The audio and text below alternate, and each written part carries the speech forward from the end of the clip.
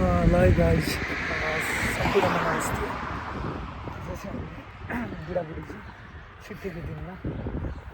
क्यानाडामा समरको टाइम लागिरहेछ त्यही भएर यसो सामानहरू किन्नको लागि गइरहेछ नानी पनि स्कुल गएछ नानी एकछिन आएपछि फेरि ग्रोसरी गर्न कतै हिँडेको सुन्दा आज ग्रोसरी गर्न त्यही त ब्याग त कहीँ पनि देखिँदैन तपाईँले बुझ्नु कुरालाई ब्याग घुराएर है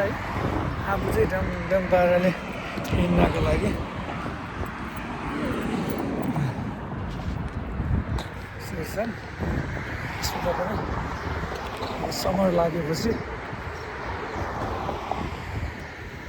यो ड्रेसमा हिँड्ने चाहिँ नभए त फेरि चिसोको बेलामा त है स्नो पर्दा त सकिँदैन नि कस्तो फिलिङ्स बेटर लागेको छ के भन्छ अरे घरबाट निस्किँदाखेरि कस्तो हुन्छ भने जस्तो हिउँबाट घाम देख्दाखेरि के रमाइलो रहेछ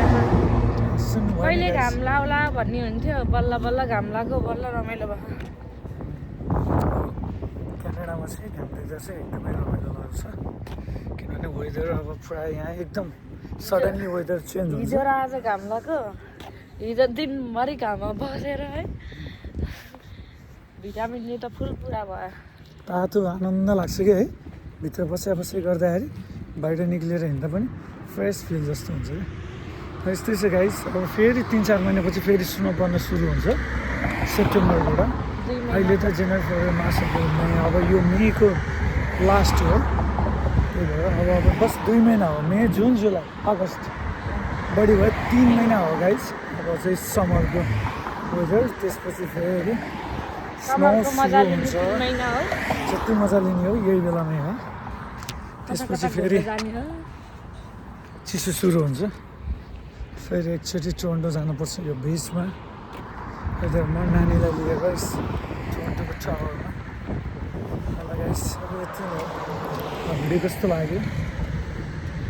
मन पऱ्यो भने लाइक गर्नु होला र कमेन्ट पनि गर्नु होला यो फ्यामिली टाइपको भिडियो हो